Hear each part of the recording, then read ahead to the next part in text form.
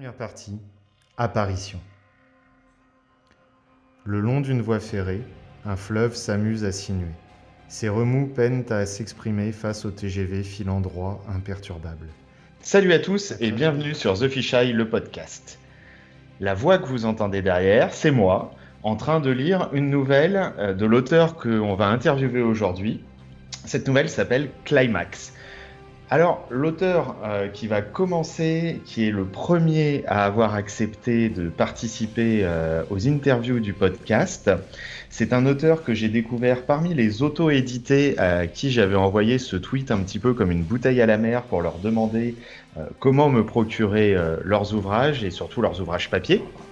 Et ça a été le tout premier à m'avoir répondu et donc il a été le tout premier à avoir été commandé parce que j'étais bien chaud donc j'ai commandé tout de suite. Et donc c'est le premier ouvrage que j'ai lu de ma vie d'un auteur auto-édité. C'est un recueil de poèmes, donc on commence par la face nord de l'Everest avec un poète et pas un roman. Ce recueil s'appelle Contraste, il est sorti en début d'année, en avril, en tout cas c'est ce que nous indique l'ISBN. Et donc, j'ai le plaisir d'accueillir Anthony Olin. Bonjour. Passe là où tu sais. Excitée par la fougue de ces mots, Elsa se lève et déambule dans le wagon à la recherche de la meilleure réponse à donner. Parmi tous les hommes qu'elle voit secrètement, ce Julien est de loin le plus entreprenant. Elle pianote quelques torrides sous-entendues et regagne son siège. Bonjour Fiche, comment vas-tu ? Ça va, merci beaucoup. Un peu stressé. Merci de me recevoir pour l'invitation. Mais c'est un grand plaisir. Écoute, j'ai dévoré ton recueil et pour moi, ça me semblait logique de commencer par toi. Alors d'abord, en quelques mots, est-ce que tu peux te présenter ? Oui, donc je m'appelle Anthony Olin, j'ai 39 ans, bientôt 40 là, au mois d'août. Et je vis à Roanne, dans la Loire, en dessous de Lyon et pas loin de Saint-Étienne, pour situer un petit peu géographiquement, on va dire.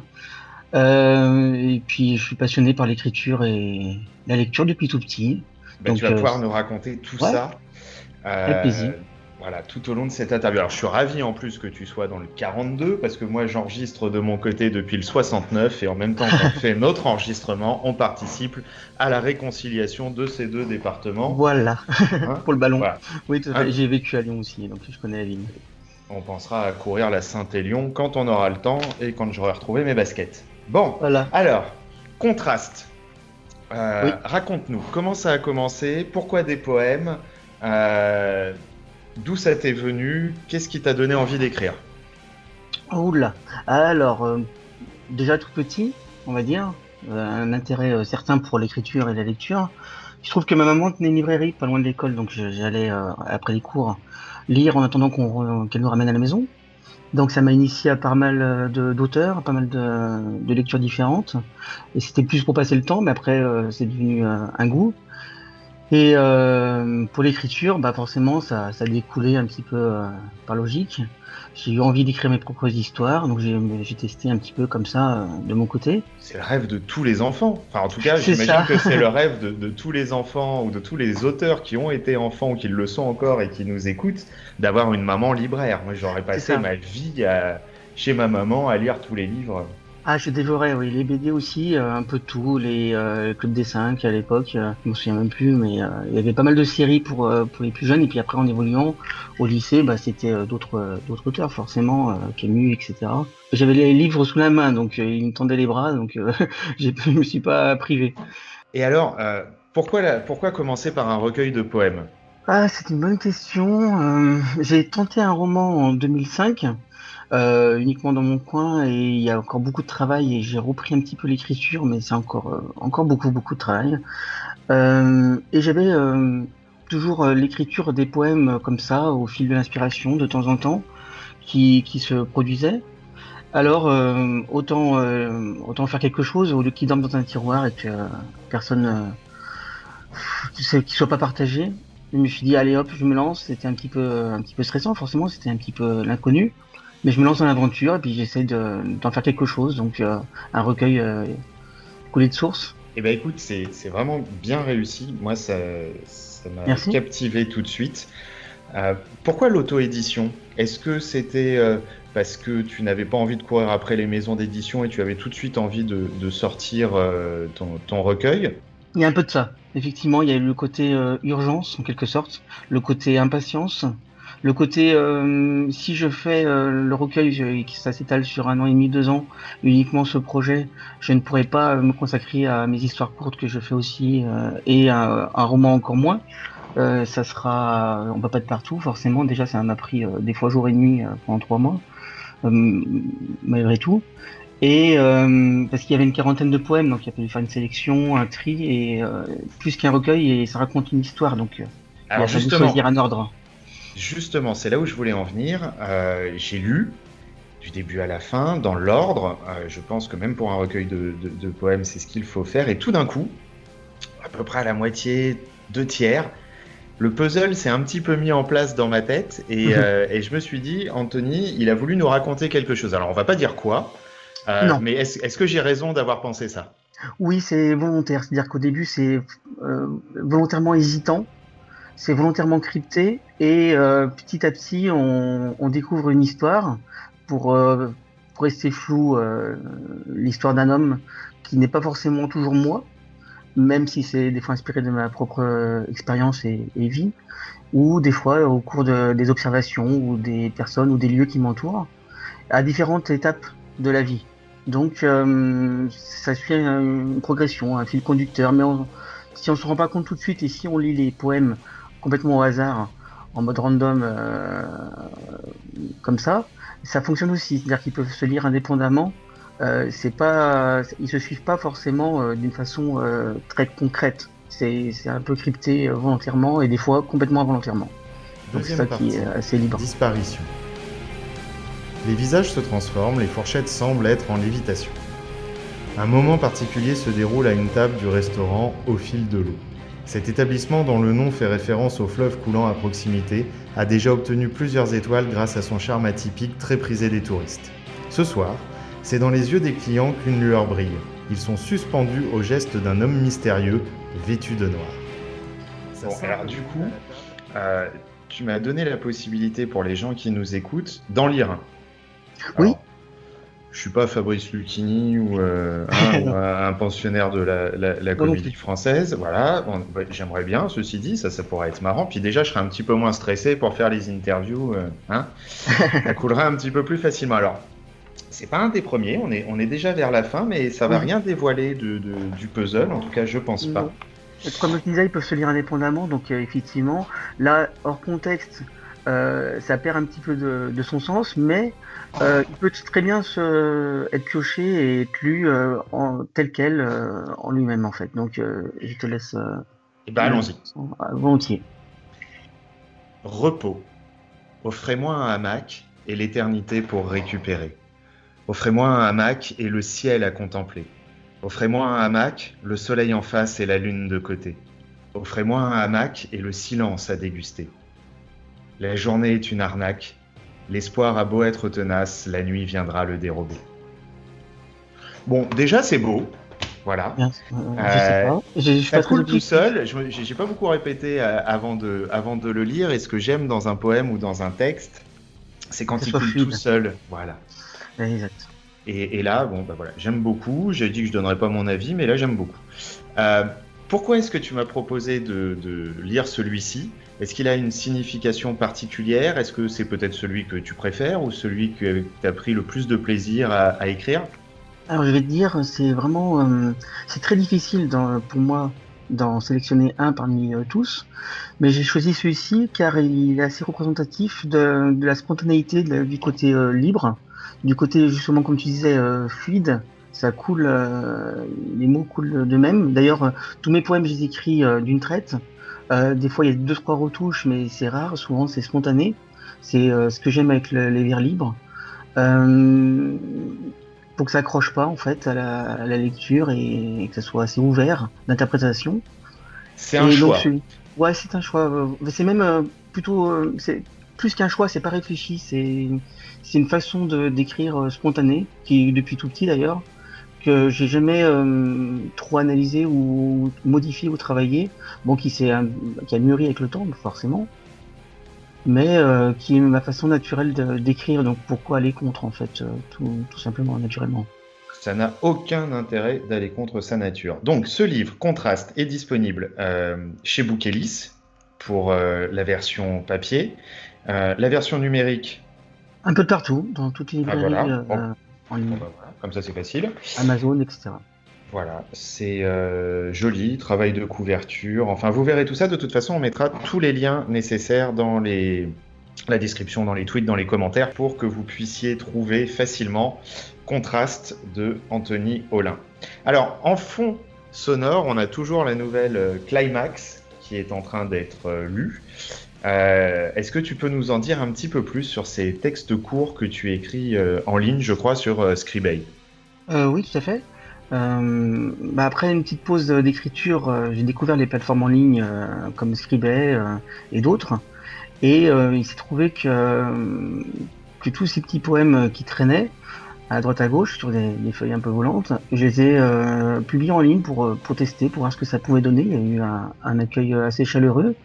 Donc c'était motivant. Ça m'a aussi poussé à faire un recueil vraiment concret, comme Contraste.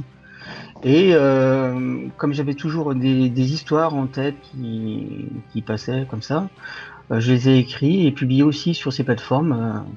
Tant qu'à faire, autant aller plus loin que la poésie elle-même. Et ça marche bien ces plateformes, hein. On voit, il y a Wattpad, il y a Scribd, Oui. Ça partage beaucoup sur les réseaux, les gens prennent le plaisir de lire. Je pense en plus qu'elles sont toutes faites pour être lues sur mobile, ce qui facilite encore et qui donne une nouvelle dimension à la lecture. Moi j'aime bien le papier, mais c'est parce que je suis vieux. Moi aussi. Voilà, on a le même âge, mais j'aime bien le papier, j'aime bien l'odeur, etc. Mais c'est vrai que c'est quand même très très pratique et d'autres auteurs qui auront l'occasion de venir ici n'écrivent exclusivement que sur Internet, sur les réseaux.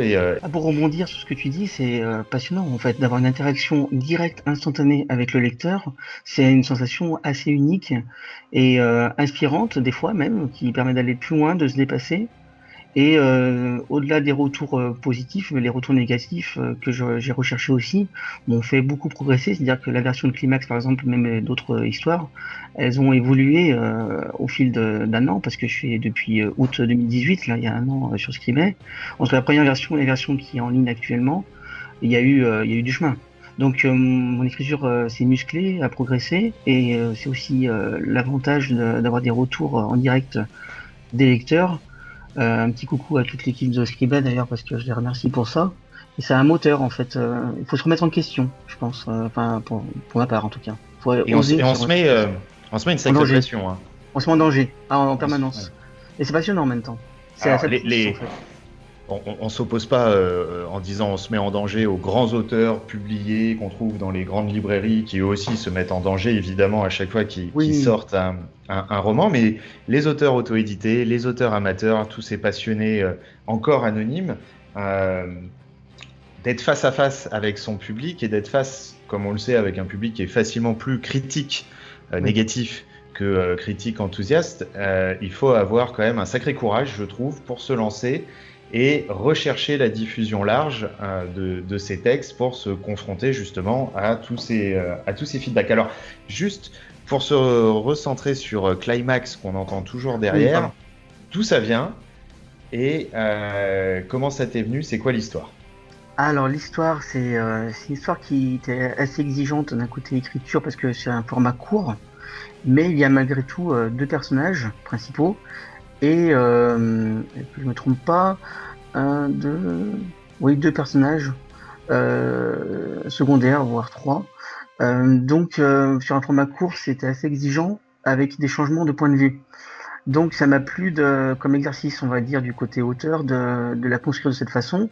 Après, du côté lecteur, ça raconte beaucoup de choses. Je peux pas trop révéler parce que c'est une histoire à suspense.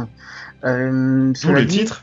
D'où le titre, effectivement, mais ça se passe, je sais même pas si je peux dire où, mais c'est inspiré j'étais magicien professionnel, en fait, artiste intermittent du spectacle durant une dizaine d'années, et donc je faisais des spectacles, Et il y a un des personnages, il se trouve qu'il est artiste magicien, donc forcément il y a un écho avec ma vie. Et après, j'ai brodé autour pour construire une histoire complètement fictionnelle. Mais j'ai voulu la partager parce qu'elle correspond, on va dire, entre guillemets, à un style d'écriture qui me correspond. Bon, et Dans ben, la construction. Dans la construction des phrases, dans l'agencement des mots. Voilà. écoute, je vais te faire un aveu, le climax, il fonctionne très bien.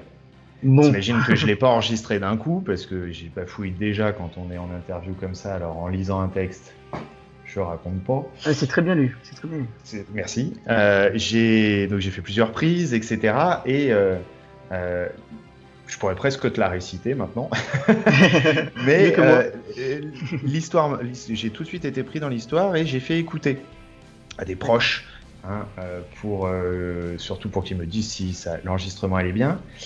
Et les seuls feedbacks qu'ils m'ont fait, c'est absolument pas sur ma voix et sur la manière dont je disais, mais c'est sur l'histoire, qui leur a aussi beaucoup plu. Donc ça marche.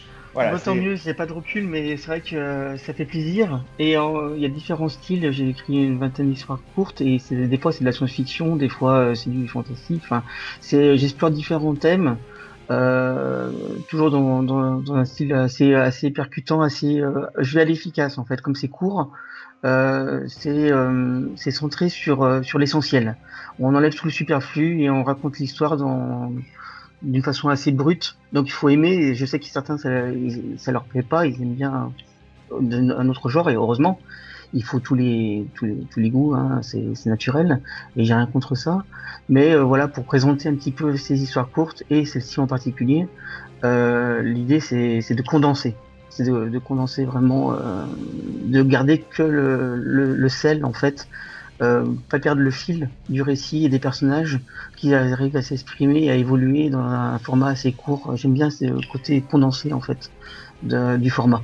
C'est pour ça que sur le format plus long d'un roman, ça va être plus difficile pour moi et que ça fait 10 ans que je tourne autour, car c'est pas ma forme première d'écriture et ça va être plus compliqué. Mais on va y arriver, hein. On va y arriver. Bon, en tout cas, si tu as déjà l'histoire, la volonté, moi je suis certain que bientôt on lira un roman de Anthony Holin. Troisième partie, le grand final. Eddie entre dans l'hôtel et se dirige vers l'accueil. À chaque pas, il visualise sa femme traverser un hall comme celui-ci, au bras de son amant du soir. Il devine leurs gloussements et autres messes basses. Des chuchotements résonnent dans la tête d'Eddie. Mal au crâne, épuisé, son ultime effort sera de vider le minibar puis de s'écrouler. On a parlé de contraste, on a parlé de tes nouvelles, de climax. Alors, donc on a parlé de tout ça, mais on n'a pas trop parlé de toi, à part que tu es du mauvais côté de la frontière entre le 42 et le 69. D'après les gens du 69, puisque moi je ne suis pas du tout du coin. Bon, et du coup, je vais te poser quelques questions sur toi, sur tes passions. Tu réponds pas, pas de joker, tu passes, etc. C'est des questions assez faciles. Hein. Enfin, assez faciles, peut-être pas les 3 dernières. Alors, un film comme ça, avec lequel tu partirais sur une île déserte. Un film. Je vais piocher dans Robert Zemeckis, je dirais Forrest Gump. Ça y est, il va nous faire pleurer. Ah oui, je l'ai vu je ne sais combien de fois, je pleure à chaque fois, et toujours au même moment. Voilà. Mais en même temps, il y a des côtés humains et humoristiques, et c'est varié en fait, c'est très très vaste. L'histoire est vraiment belle, et émouvante, et certes, mais belle, initiatique, poétique, onirique. Mais de rien que le générique au début avec la plume qui vole et la musique au piano. Déjà, je me pose, et même si ça dure 3 heures, je sais que je vais plus bouger et je pourrais le revoir chaque jour, limite, sans me lasser en fait. Donc s'il faut choisir un film, c'est forcément celui-là. Formidable. Alors, une chanson, une musique. Aïe, c'est dur ça. Ça, c'est dur. Ouais. Beaucoup de styles différents, du trip-hop, du rock, du rap, du reggae. Je dirais. Bah disons que là, si je devais mettre une musique tout de suite, je mettrais du Rage Against the Machine pour l'énergie. Bravo. Qui a rien acheté, ils ont fait que 2 albums réellement, après un album de reprise, un troisième choix. Mais sinon, je suis assez admiratif du renouveau qu'ils ont créé à cette époque, dans les années 90, de l'énergie puis des messages aussi, des paroles. C'est Zach de la Rocca au chant et puis toute l'équipe derrière. À 4 seulement, on a l'impression qu'ils sont 12 tellement il y a une énergie. Voilà, c'est ça, c'est la puissance brute, le groove, la fusion. Enfin, j'adore quoi. Je m'en lasse pas. Même C'est 20 ans validé. plus tard, 20 ans plus tard, j'écoute Réponse toujours quoi. validée, formidable. Rage Against the Machine, Check. n'importe laquelle. Si vous connaissez pas les auditeurs, allez sur toutes les plateformes, Freedom. Spotify, Deezer, machin, tout ça. Voilà. Rage Against the Machine, c'est pas compliqué. Tapez pas Rage tout court, sinon vous allez trouver un groupe de RATM. speed metal allemand qui n'a rien à voir. C'est ça, exact. RATM, Rage sinon ça Against the marche. Machine. Ouais. Ouais. Oui, c'est comme les Red Hot Chili Peppers, ça c'est des groupes, ça va plus vite d'écrire l'acronyme que d'écrire le nom, et les plateformes arrivent à les retrouver quand même. Très bon Red Hot aussi. Bon, un livre. Pas un Un auteur, un livre. Parce qu'on peut avoir un auteur préféré, mais avoir un livre préféré qui n'est pas de cet auteur. Ah bah ça va être plus simple. Il y a un livre qui m'accompagne un peu de partout à chaque déménagement et où je vais en livre de chevet. Même si je le relis pas, il est près de moi. C'est Le Petit Prince d'Antoine de Saint-Exupéry. Alors c'est un choix peut-être assez classique, mais c'est vrai qu'il a bercé mon enfance, que je l'ai lu un paquet de fois. Et j'adore le côté philosophique et poétique de cette rencontre dans le désert entre bien sûr l'aviateur Antoine de Saint-Exupéry lui-même et ce jeune personnage. Et en évoluant, en grandissant, en étant moi-même devenu papa par la suite de petite fille, ça a pris une autre ampleur. Et j'ai vu toute la métaphore, la part d'enfance qu'on a tous en nous, qu'on oublie parfois, qu'on refoule trop. Et moi, j'ai toujours essayé de la conserver et ce livre me le rappelle. Voilà, désolé, il y a un petit peu d'émotion à en parler. C'est Mais formidable. De toute façon, avoir de l'émotion en lisant, j'espérais bien que tu n'allais pas me dire le guide du bricolage expliqué Non, aux mais c'est vrai amateurs que du 42. c'est un titre qui me parle beaucoup sur la forme, l'histoire, les symboles, les messages exprimés dans le livre. Donc voilà, je pourrais le lire et le relire et en parler longuement. T'es prêt pour les 3 dernières questions? On va essayer. Ouais, alors je l'avoue, j'ai envoyé ces questions un petit peu en avance à Anthony pour qu'il se prépare, parce que je pense pas que ce soit des questions qu'on pose habituellement quand on se rencontre pour la première fois. Oui. Quand tu étais enfant, Anthony, c'était quoi ton rêve? Ah oui, effectivement, on a un peu triché, donc c'est moins spontané, mais quand tu m'as posé la question à l'avance, j'ai tout de suite réfléchi, et la première chose qui m'est venue, spontanément, c'était d'embrasser une vie d'artiste. J'ai essayé différentes choses, mais bon, c'est toujours l'écriture qui est revenue et la lecture. Il y a eu la magie d'un point de vue professionnel. La musique en groupe, j'ai joué différents instruments en groupe de musique et en concert, donc c'était quand même encore dans le milieu culturel et artistique. Donc on va dire que ça tourne autour de tout ça en fait, à la fois professionnellement et des passions. C'était déjà tout petit D'être un artiste. le milieu culturel et artistique, ouais. Le partage Et, en fait. et alors maintenant que t'es grand, c'est quoi ton rêve? C'est de pas le perdre, pas perdre cette fibre-là, de pas perdre de pas trop réfléchir des fois sur, pas perdre la spontanéité, voilà, la magie, voilà, sans jeu de mots, sur la magie du moment. C'est une communication. En fait, quel que soit le moyen, je pense que l'écriture, la musique ou même de faire un tour de magie, c'est un outil de communication qui permet de véhiculer différentes valeurs et qui sont toutes des valeurs positives. Donc c'est ça que je souhaite conserver. Et des fois, en grandissant avec la vie, avec les soucis, on peut être un petit peu, pas blasé, mais je sais pas le terme, mais je pense que vous voyez. On peut être un peu plus rude. Et du coup, on perd cette magie-là, cet œil d'enfant. Donc, plus grand, je souhaite encore conserver cette magie-là. Entre Forrest Gump et tes réponses à ces dernières questions, on va tous repartir super émus. Je suis désolé. C'est pas grave, c'est très bien, on est là pour ça. C'est moi en même temps. La dernière question de The Fisheye, qu'est-ce qui fait que tu te lèves le matin, Anthony? Ah, c'est de conserver une notion de plaisir. C'est le plaisir, le moteur, l'envie d'associer la nécessité, les besoins, même insignifiants de la vie de tous les jours, de toujours trouver une petite astuce pour que y ait allier l'utile à l'agréable. C'est une sorte de philosophie, de technique en fait, de façon de procéder, qui est spontanée, que j'ai pas du tout travaillé ou lu des livres sur le sujet, mais j'ai toujours fonctionné comme ça, à l'instinct. Je suis plus mon cœur que ma raison, comme vous avez pu le comprendre. Et du coup, je fais les choses avec envie d'abord, et si c'est nécessaire, j'essaie de les transformer en plaisir, en envie, pour pas qu'il y ait de sensation de déplaisir surtout. Voilà, pour être plus précis. Eh bien, écoute, merci beaucoup pour t'être prêté au jeu. Merci pour tes réponses. Merci de m'avoir prêté Climax en lecture. Merci pour le recueil de poèmes que j'ai lu. On te souhaite bon vent. Et moi, je te souhaite beaucoup de succès. Oui. Après, c'est pas l'unique moteur, mais ça fait toujours plaisir. Et c'est vrai que les retours jusqu'à maintenant sur le Climax et sur les autres histoires courtes et sur le recueil Contraste, et ça donne envie de continuer à écrire, surtout, de continuer à écrire d'autres formats, de publier d'autres livres.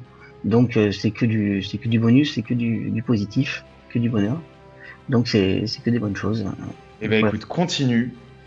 Ça a été un plaisir de te recevoir. Merci beaucoup pour cette toute première interview sur The Fisheye, le podcast. Moi de même. Je te dis à bientôt, parce qu'on va continuer à se croiser sur les réseaux. Oh oui, t'inquiète pas, tu vas pas te débarrasser de moi comme ça. Et vous qui nous écoutez, je vous dis aussi à bientôt, et d'ici là, soyez heureux. Qu'à sortir, il titube cambré jusqu'à attraper le combiné mural, puis se laisse tomber au sol. Il entend une voix à l'autre bout du fil. Bonjour Eddie. Oui, allô? Bienvenue. Quoi? Tu as bien ouvert la porte? Oui. Bienvenue. Alors, bienvenue de l'autre côté. Ça fait un moment que j'essaye de te joindre. C'était vous qui n'arrêtez